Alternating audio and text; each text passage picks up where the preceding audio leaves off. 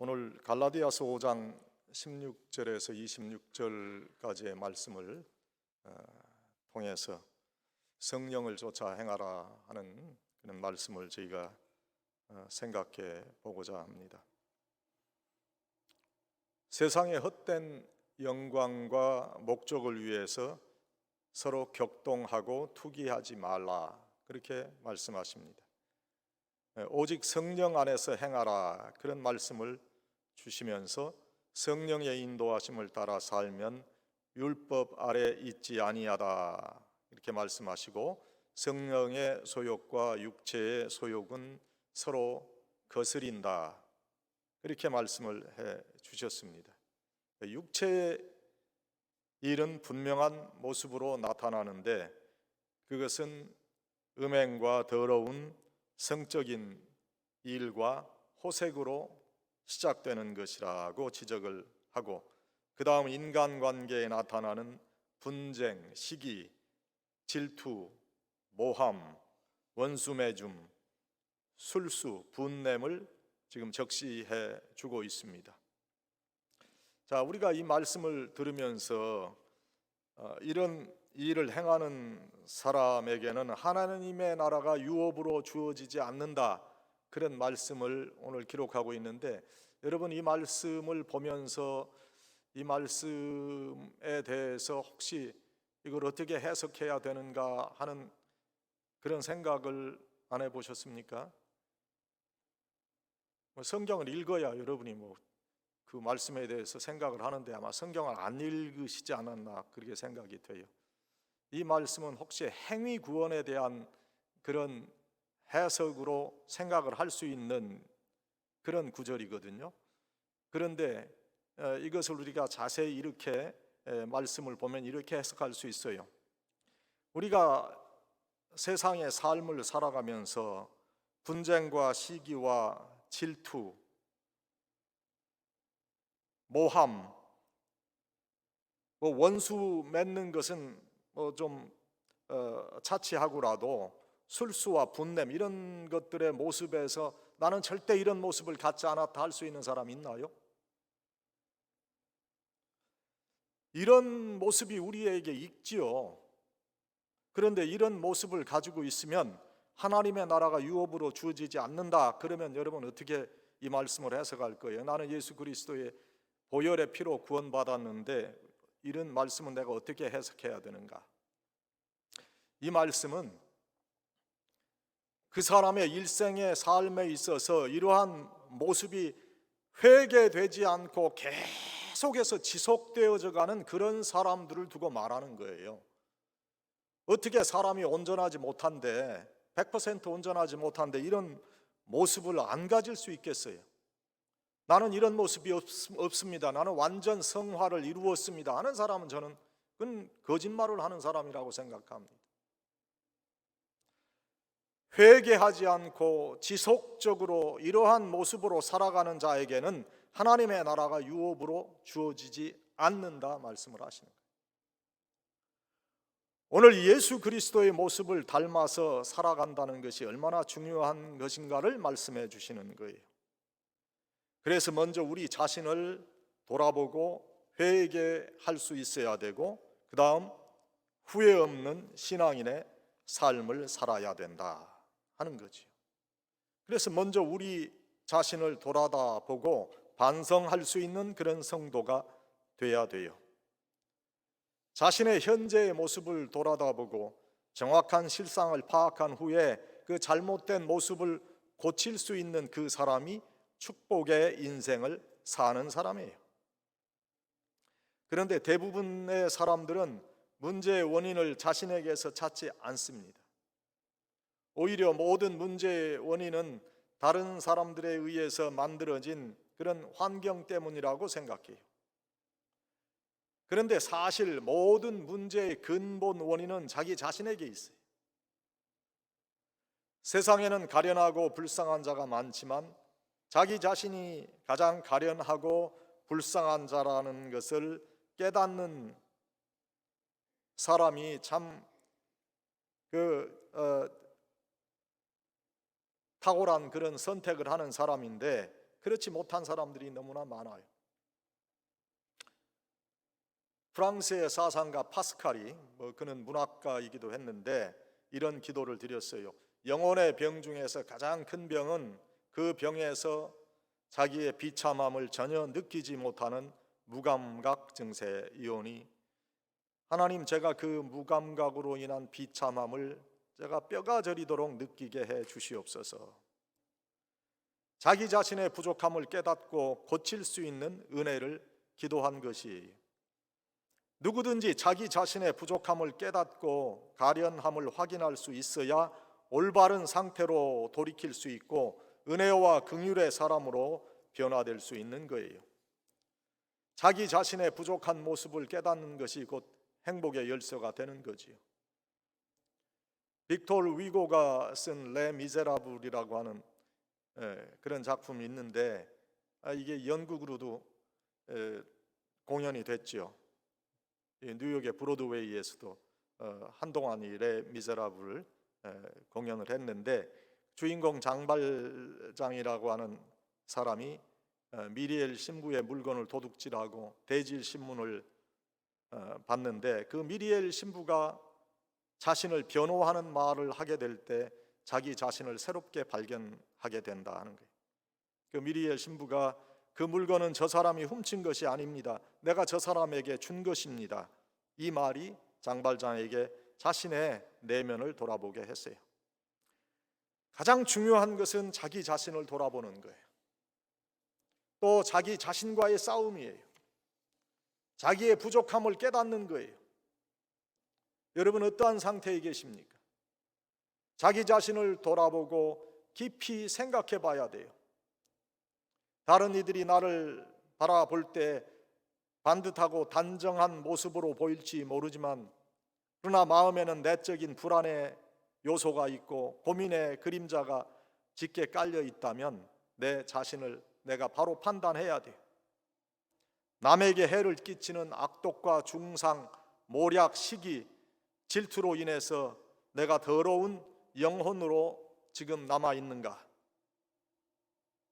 겉으로는 화려하지만 속사람이 병들었다면 내 자신을 돌아다보고 반성과 성찰을 통해서 새로운 사람으로 거듭나야 된다.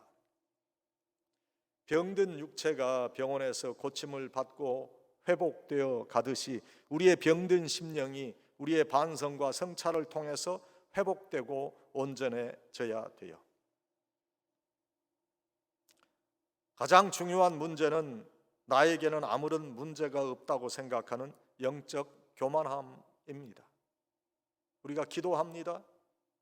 기도할 때 하나님께서 나의 부족함을 깨닫게 해주세요. 기도의 은혜예요. 나는 하나님 앞에 나와서 구할 것을 구하려고 하는데 하나님 앞에 구하는 동안에 하나님께서는 나에게 부족한 것을 반성할 수 있는 그러한 은혜를 주시게 된다.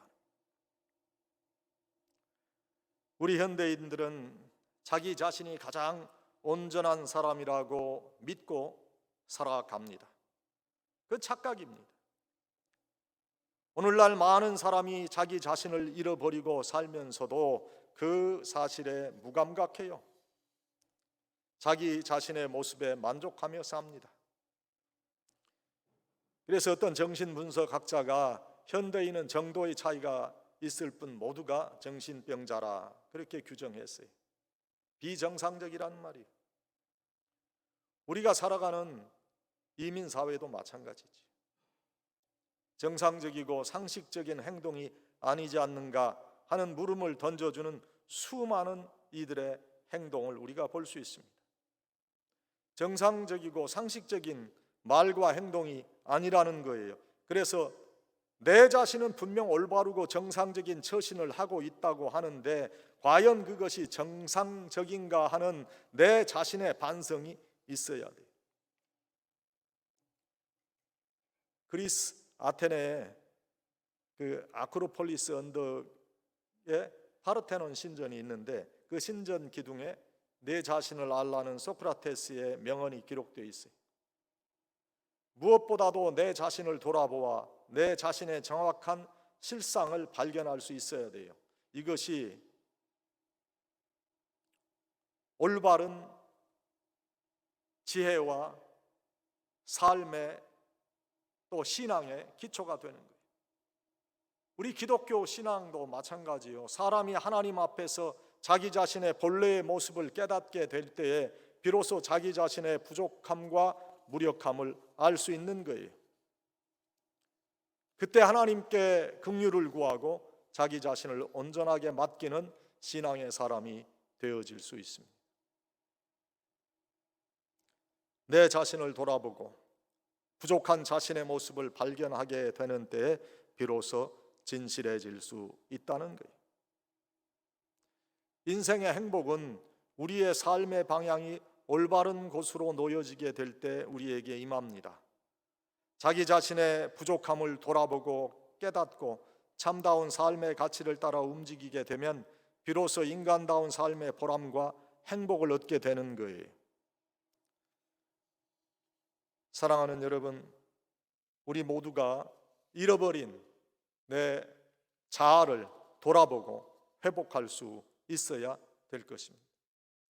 나는 하나님의 손으로 빚어진 피조물이다. 언젠가는 흙으로 돌아가는 그러한 존재다. 그러나 하나님께서는 내 영혼을 받으시고 내 육신과 영혼이 분리될 때에 영원한 하나님의 품속에 나를 보존해 주실 것이다.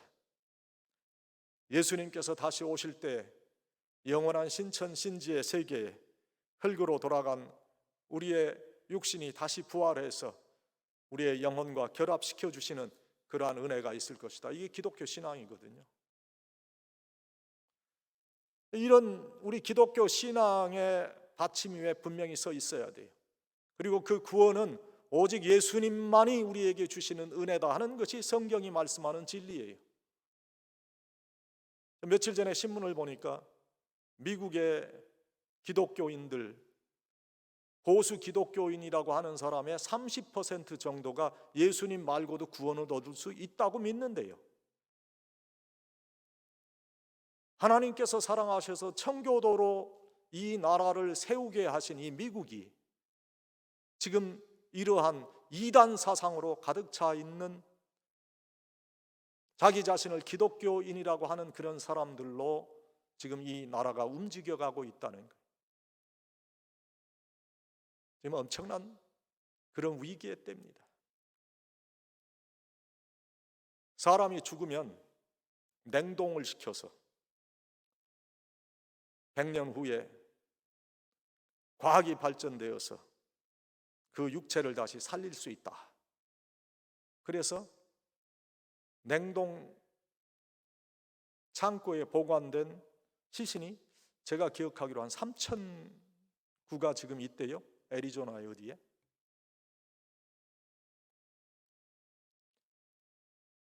사람이 죽으면 피를 다 뽑아서 거기에 약물을 집어넣는데요. 사람이 죽어서 사람이 살아있다고 하는 것은 따뜻한 피가 도는 건데 죽으면 피가 이렇게 돌지 않고 따뜻하지 않다는 거죠. 그래서 그 혈관에 얼음 같은 그런 조각들이 가득 찬다는 거죠. 그래서 그걸 예방하기 위해서 다 빼고 나중에 과학이 발전하면 거기에 새로운 어떤 약물을 집어넣어서 또 피를 집어넣어서 사람을 살린다. 그럴듯한 그런 생각인지 모르겠어요. 그런데 뇌과학자의 얘기는 그렇게 한다 그러더라도 그 과정에서 뇌가 손상되는 것을 막을 수가 없다는 거예요. 아무리 피를 뽑아내고 다른 약물을 집어넣어서 그런 결빙이 없다, 그걸 막는다 할지라도 이미 뇌는 손상되어 있기 때문에 돌릴 수가 없다는 거예요. 그런데도 거기에 희망을 거는 사람들이 있어요. 저는 과학이 발전하면 우리가 물론 알지 못하는 새로운 그러한 일들이 발견될 거라고 생각은 해요. 예수님께서 다시 오실 때에 우리가 지금의 우리의 지식의 한계 내에서 알지 못하는 그런 일들이 예수님 안에서 현실로 나타나게 될 것이다. 저는 그것이 기독교 신앙과 일치하게 될 것이라고 믿어요. 우리의 몸은 다 없어지지만 그러나 하나님의 슈퍼컴퓨터 안에는 우리의 DNA가 다 저장되어 있다고 저는 믿어요. 흙으로 돌아간 그런 모든 요소가 하나님의 컴퓨터 안에 다 저장되어 있는 기억으로 다시 조합이 이루어지고 분리되었던 영혼을 하나님께서 거기에 집어넣어 주시면 부활하는 거죠. 그것은 과학적인 상식으로 한번 우리가 상상해 볼 수 있는 거지만 제가 꼭 그렇다는 것은 아닙니다. 저는 기독교 신앙을 선포하는 목사로서 우리가 죽는다 할지라도 보다 더 좋은 그런 상황으로 우리가 알지 못하는 차원의 귀한 생명을 다시 얻을 것이라고 믿습니다. 이러한 우리 자신의 본래의 모습을 잘 기억해야 돼요. 우리가 하나님이 되려고 해서는 안 돼요. 죽은 육신을 냉동시켜서 다시 인간이 그것을 살린다? 글쎄, 생명은 하나님께서 주관하시는 것인데 하나님의 영역을 인간이 침범하는 그것은 또 다른 바벨탑을 쌓는 것이 아닌가. 여러분, 이러한 때에 지금 우리 기독교 신앙을 잘 간직해야 돼요. 내 잘못된 모습, 내 신앙의 모습을 확인하고 올바른 기독교 신앙의 그 기초 위에 우리가 세워져야 된다. 다음에 성령을 따라 실천해야 돼요. 잘못된 실상의 모습을 파악한 후에는 그것을 고칠 수 있는 실천 행동이 뒤따라야 된다. 실천 행동이 뒤따르지 않으면 상황은 개선되지 않습니다. 제가 그런 새가 있는지는 모르지만 히말라야 산에 가면 날이 새면 집 지으리라 하는 긴 이름을 가진 새가 있대요. 확인된 건 아닙니다. 히말라야 산은 고산이기 때문에 저녁부터는 온도가 내려가고 그 추위를 견디기 어렵대요. 그래서 새는 추위에 떨면서 날이 새면 내가 꼭 집을 지으리라 그렇게 다짐을 하는데, 근데 날이 새고 한낮에 따사로운 햇살이 비치면 밤새 추위에 떨던 기억은 다 사라지고 즐겁게 노래하며 하루를 보낸다. 그리고 밤이 되면 처량하게 또 계속해서 내가 날이 새면 집 짓겠다 울부짖는다. 그런 새가 존재하는지 확인된 것은 아니지만 우리에게 시사하는 바가 크다고 생각합니다. 우리의 생각이 행동으로 옮겨질 수 있어야 새로운 역사가 일어나는 겁니다. 생각만 하고 있으면 공허한 망상가로서 인생을 마치게 됩니다. 하나님 함께 하시면 내가 할 수 있다 생각할 수 있어야 돼요. 하나님께서 기뻐하시는 일이라면 내가 이룰 수 있다. 오늘 아침에도 집사람하고 아침하면서 그런 얘기를 했어요. 하나님께서 함께 하신 증거, 이 교회 건축만큼 더 확실한 하나님의 함께 하심이 어디 있느냐. 그렇잖아요. 이 교회에 지금 현재 가치가 아마 500만 불 넘을 거예요. 그런데 하나님께서 이 교회를 우리로 건축하게 하셨어요. 여러분, 우리 멤버십이 많습니까?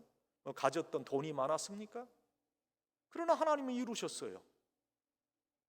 믿고 의지하고 나가니까 하나님께서 이루어 주셨어요. 요 몇 년 동안에 여러분이 보신 것도 여러분 기억하잖아요. 우리가 저 교육관 2층을 옮길 때 저희에게 있었습니까? 아무것도 없었어요. 보험 보상금 하나님 받게 하시고 또 월드미션 칼리지에서 또 론을 얻게 하시고 그래서 줬어요. 비용이 한 20만 불 들었는데 20만 불이라는 돈이 우리 교회 어디 있어요? 그러나 하나님께서는 짓게 하셨잖아요. 빚 없이. 이 교회 재단도 마찬가지예요. 제가 지나고 보면 하나님의 은혜요, 하나님께서 함께 하신 증거요. 더 큰 하나님의 어떤 함께 하심을 어떻게 우리가 확인하겠어요?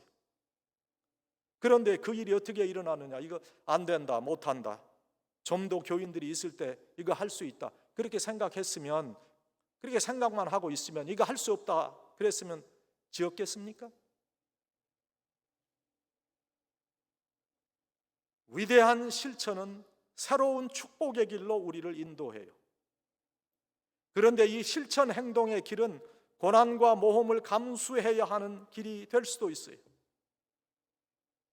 변화가 없는 안정적 생활은 모험이 동반되지 않아 편안할 수도 있습니다. 그러나 편안한 삶에 안주하기 원하는 자는 결단코 보다 나은 세계로 움직일 수 없다.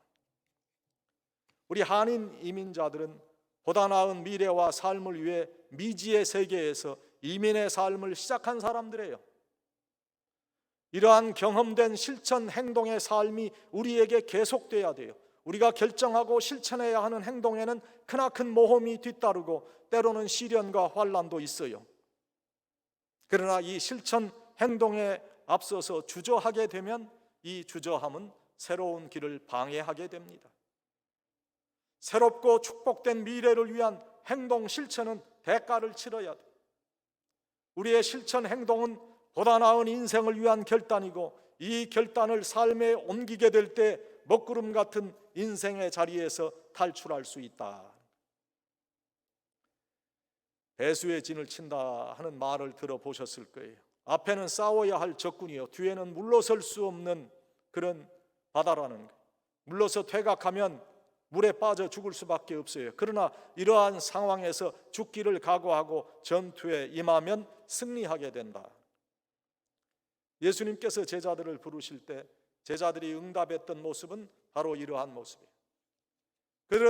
그들은 예수님의 부르심이 있을 때 즉각적으로 응답했어요. 바로 실천적 행동을 보였어요. 새로운 미래, 가치 있는 삶을 위해 미련 없이 과거의 낡은 것을 버렸어요. 낡은 그물도 배도, 더욱이 인간관계의 정도 미련 없이 털고 버렸습니다. 그래서 그들은 예수님의 제자가 되었고 기독교 역사에 큰 족적을 남길 수 있게 됐습니다. 에베소서 4장 22절에서 24절 보면 너희는 유혹의 욕심을 따라 썩어져가는 구습을 쫓는 옛사람을 벗어버리고 오직 심령으로 새롭게 되어 하나님을 따라 의와 진리의 거룩함으로 지으심을 받은 새 사람을 입으라, 그렇게 말씀했어요. 지금 이 시간에 나의 잘못된 품성과 상황을 고칠 수 있는 그런 실천적 행동이 우리에게 있어야 돼요. 미래에 대한 소망 가운데 구습을 쫓았던 낡은 습관, 그 행동을 벗어버리고 새로운 심령으로 바른 생각과 품성으로 옮겨야 된다. 용기가 있는 사람은 자신의 부족함을 깨닫고 그 부족함을 고치는 그 행동을 실천하는 사람이에요. 그 실천은 최종적 승리를 우리에게 가져다 주고 진정한 기쁨을 우리에게 줄 것입니다. 이 실천적인 결단은 빠를수록 좋아요. 행동하는 양심이 우리에게 또한 살아 있어야 돼. 숨어서 세상의 부조리를 탓하고 비난하며 세월을 보내는 사람들도 있습니다. 그러한 모습은 세상의 부조리를 치유하지도 못하고 공허한 불평과 불만의 세력이 될 수밖에 없어요. 우리의 양심과 하나님께서 주신 정의로운 상식에 어긋나는 일들에 대해서는 그건 잘못된 것이라는 인식이 확실하면 거침없이 실천하는 행동 양심의 사람들이 되어야 돼요. 보다 나은 사회도 내 삶의 환경도 행동으로 실천하지 않으면 결코 이루어질 수 없어요. 내 자신의 모습을 돌아보고 고쳐야 될 부분이 있다면 과감하게 고치세요. 우리가 섬기는 교회 공동체의 모습도 마찬가지예요. 이 교회를 섬기는 데 있어서 내가 부족하고 잘못되었다면 그것을 돌아다보고 고칠 수 있어야 돼. 성령을 쫓아 행하는 사람은 실천 행동을 우리의 삶에 나타내는 사람들입니다. 마지막 세 번째로요, 성령을 쫓아 행하는 사람은 후회 없는 삶의 고백을 합니다. 인생을 마감하는 시점에 후회도 여한도 없이 평안한 마음을 가진다고 하는 것, 참으로 귀한 의미가 있습니다. 많은 사람들이 육신의 마지막 때에 일그러진 모습을 보이고 세상을 떠나간다는 거지요. 더 가지지 못한 안타까움에, 더 누리지 못한 후회 때문에, 더 살지 못하는 그런 조건 때문에, 더 누리지 못한 후회 때문에, 회복하지 못하고 무너져버린 인간관계의 슬픔 때문에 고통 속의 세상을 마감하는 자들이 많습니다. 그래서 육신의 마지막 순간에 후회 없이 내가 인생을 살았다, 더 이상의 여한이 없다, 바랄 것이 더 이상 없다라고 말할 수 있는 사람은 성공적인 인생을 산 것입니다. 저도 저희 아버님, 어머님이 돌아가시는 그 모습을 봤어요. 아버지의 임종을 지키지 못했지만 아버지가 넘어지시고 이제 가망이 없는 그런 상황에 계실 때 아버지를 만났어요. 저에게 말씀하십니다. 더 이상의 후회가 없다. 하나님께서 주신 인생을 최선을 다해 살았다. 이제 하나님 앞에 갈 것이기 때문에 나에게 더 이상의 생명 연장의 기구나 약물을 투여해 주지 않았으면 좋겠다. 그 말씀을 하시는데 존경과 함께 참 안타까워요. 그렇게 이걸 좀 떼라고 말씀하시는데 그거를 아들 된 입장에서 떼라고 할 수 없잖아요. 물론 기독교 신앙 안에서 하늘나라 갈 건 압니다. 하늘나라의 상급을 받으시는 그런 목사님인 것은 알지만은 자식된 도리로서 이게 참 어렵더라고요.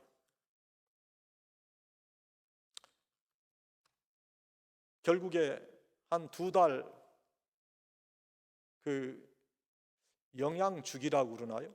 그 한국에 가니까 그런 걸 이렇게 주사를 놓으시고 연명하시다가 돌아가셨어요. 그 모습을 보면서 나도 저렇게 해야 되겠다, 후회 없는 삶의 고백을 해야 되겠다, 그런 다짐을 했어요. 오늘 우리 모두가 다 이런 후회 없는 삶의 고백을 해야 되지 않을까? 더 이상 여한이 없다, 후회 없이 내가 하나님 안에서 살았다, 이렇게 말할 수 있는 사람은 성공적인 인생을 산 것이고, 또 기독교적인 가치관은 이러한 후회 없는 인생을 살아가도록 우리를 이끌어 주는 거예요. 우리 기독교는 인생을 잘 살아야 한다는 그런 화두보다는 인생을 잘 마감하고 잘 죽어야 된다는 그런 화두의 가르침을 주는 겁니다. 잘 사는 것보다 잘 죽는 것에 관심의 초점이 놓여 있는 것이 기독교 가르침의 핵심이에요. 적어도 기독교의 관점에서 인생을 잘 마감한다, 지금까지 후회 없이 잘 살아왔다, 이런 고백은 사도 바울의 말씀을 통한 그런 3가지 삶의 방법을 지키는 것이라고 생각합니다. 첫째, 선한 싸움을 잘 싸웠다는 고백이에요. 둘째는 자신이 목표한 인생의 길, 달려야 할 길을 잘 달렸다는 뜻이고, 셋째는 자신이 품었던 믿음을 변하지 않게 잘 지켰다는 뜻입니다. 디모데후서 4장 7절에 사도 바울이 이렇게 고백하지요. 내가 선한 싸움을 싸우고 달려갈 길을 마치고 믿음을 지켰다. 현재 완료형의 헬라 문법적인 해석이 가능한데, 즉 과거에서부터 현재까지 그 상태가 계속해서 지속되어 오고 있다는 뜻입니다. 지금까지 선한 싸움을 싸워오고 있었고 달려갈 길을 다 마치고 있고 자신이 확신한 믿음을 잘 지켜오고 있다고 확신한 사도 바울의 심정을 나타내 주는 거예요. 그는 이 고백 후에 이제 후로는 나를 위하여 의의 면류관이 예비되어 있다고 말하고 있는데, 이를 보면 그는 적어도 후회가 없는 일생을 살다 간 사람인 것이 분명합니다. 우리도 사도 바울과 같이 후회 없는 인생을 살아야 될 줄 압니다. 달려갈 길을 다 달립시다. 선한 싸움을 싸웁시다. 하나님의 사람으로서 오늘 적시한 그런 잘못된 삶의 모습을 나타내지 말고 하나님께서 원하시는 그러한 삶의 모습을 나타내는 하나님의 백성으로 후회 없는 인생의 고백을 다 하시는 그런 성도들이 되시기를 바랍니다. 성령을 쫓아 행하는, 하나님의 인도하심을 받는 성도 여러분들이 되시기를 간절히 축원합니다.